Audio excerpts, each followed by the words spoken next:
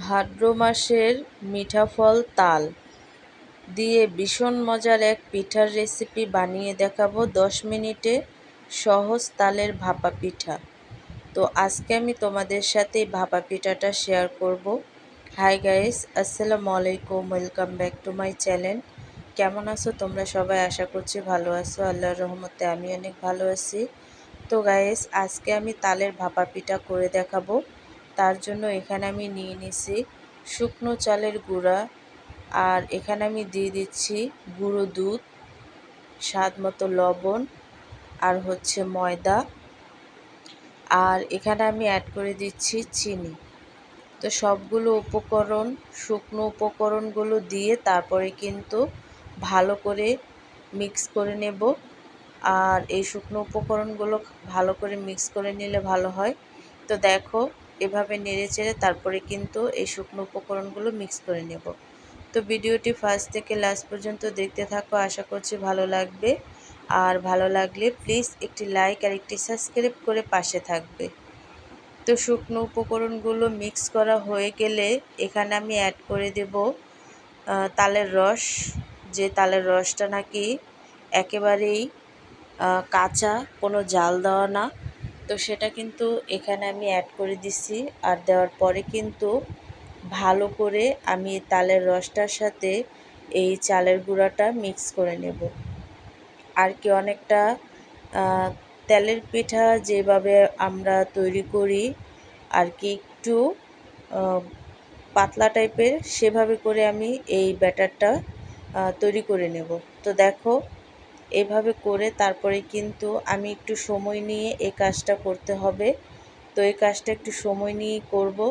তো দেখো, আমি কিন্তু অনেকটা এই ব্যাটারটা তৈরি করে নিচ্ছি। তারপরে যদি দেখো যে ব্যাটারটা অনেকটাই আর কি রুটির ডোয়ের মতো শক্ত শক্ত ভাব দেখা যাচ্ছে, তো সেই পর্যায়ে তরল দুধ জাল করে রাখা সেই দুধটা কিন্তু দিয়ে তোমরা এই ব্যাটারটা আর একটু পাতলা করে নিতে পারো।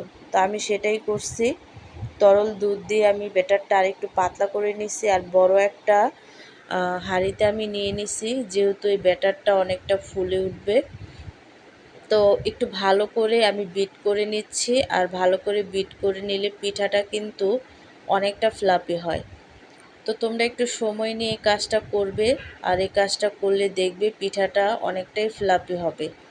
তো ব্যাটারটা যেহেতু গোলানো শেষ, তার জন্য কিন্তু আমি 5 মিনিটের জন্য রেস্টে রাখছিলাম। আর রেস্টে রাখার পরে দেখো ব্যাটারটা অনেকটাই ফুলে উঠছে।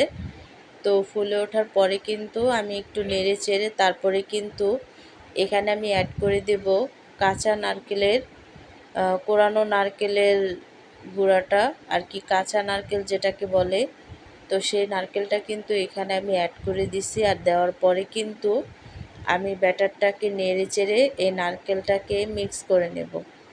তো ফার্স্ট চান্সে যখন নাকি ব্যাটারটা তোমরা রেডি করবে তখন কিন্তু নারকেলটা দিবে না। দেখা গেছে রেস্টে রাখার সময় অনেকটা গন্ধ হয়ে যায়, তো পরে এটাকে অ্যাড করবে। তো এখানে আমি ছোট ছোট কাচের বাটি নিয়ে নিছি এই পিঠাগুলো তৈরি করার জন্য। তোমরা চাইলে যে কোনো মোল্ডেই তৈরি করতে পারো। তো আমি ছোট ছোট করে এই পিঠাগুলো তৈরি করব। তার জন্য কিন্তু আমি এখানে ঘি মেখে তারপরে এই ব্যাটারটা একে একে দিয়ে দেব। আর অল্প করে দিলেই হবে, বেশি একটা ভরার দরকার নেই, যেহেতু এই পিঠাটা অনেকটা ফুলে ওঠে। তো দেখো, মাপ করে করে কিন্তু আমি এই ব্যাটারটা প্রত্যেকটা বাটি ভরে দেব। তো ভরে নেওয়ার পরে কিন্তু কিছু নারকেল আমি উপরে দিয়ে দিয়ে দেব। আর এই পিঠায় যতটা নারকেল তোমরা ব্যবহার করবে খেতে কিন্তু পিঠা ততটাই টেস্টি হবে। আর কি নারকেলটা ব্যবহার করলে পিঠাটা অনেকটা মজার হয় আর খেতেও অনেকটা ভালো লাগে। তো দেখো, সবগুলো বাটি আমি নারকেল দিয়ে দিছি। দেওয়ার পরে কিন্তু একটা হাঁড়ি নিয়ে নিছি। আর এই হাঁড়ির নিচে কিন্তু আছে পানি। আর কি এই যে পাত্রটা দিছি সেটার নিচে আমি পানি অ্যাড করছি। দেওয়ার পরে কিন্তু দেখো আমি ভাপিয়ে নেব। আর দেখো কতটা ফুলে উঠছে পিঠাগুলো। তো আমি একটু চেক করে নেব। তো চেক করে নেওয়ার পরে কিন্তু পিঠাটা একেবারেই হয়ে গেছে। তো সবগুলো পিঠা আমি হাঁড়ি থেকে নামিয়ে নেব। তো পরের ধাপ আমি আরেকবার পিঠা দিছি। তো সেই ধাপেও কিন্তু এই পিঠাগুলো ফুলে উঠছে, দেখতেই পাচ্ছ। আর অনেকটা সুন্দরভাবে পিঠাগুলো সেট হয়ে গেছে। তো সবগুলো পিঠাই কিন্তু আমি তুলে নিছি। নেওয়ার পরে দেখো সবগুলো পিঠাই আমি তৈরি করে নিছি। নেওয়ার পরে কিন্তু আমি পরিবেশন করে নিছি। তো দেখলে তো গাইস কতটা সহজভাবে এই ভাদ্র মাসের তাল দিয়ে তালের পিঠাটা তৈরি করে নিছি। তোমরাও কিন্তু এই ভাদ্র মাসের তালের পিঠাটা মিস করবে না। তো মিস করলে কিন্তু অনেকটাই আফসোস করবে যে পিঠাটা খাওয়া হলো না।